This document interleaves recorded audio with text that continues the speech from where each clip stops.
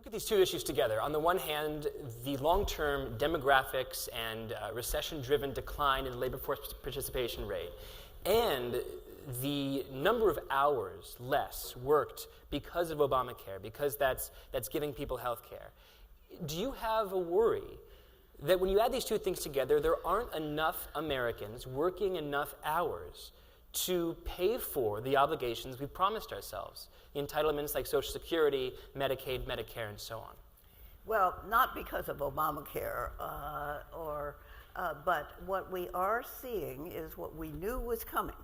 The baby boom generation is retiring. Surprise! We've known about these people since 1946, and you haven't, but I have. And so we should not be surprised that we have a large generation of retirees and that people are living longer.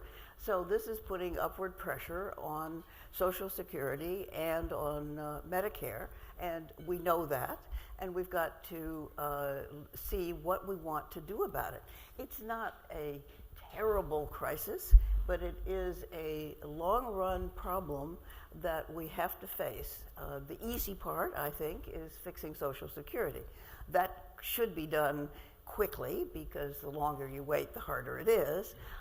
And we should get a bipartisan group together again, as in 1983, and say we need to fix this. How do we do it? And they would have to compromise. Compromise isn't a dirty word. We now think of it as something terrible. It means you don't have principles if you compromise. That's nonsense.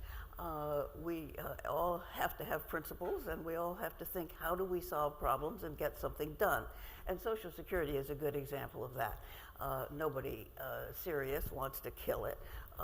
It's a very good program that served a lot of people well. We need to fix it, and fixing it isn't very hard.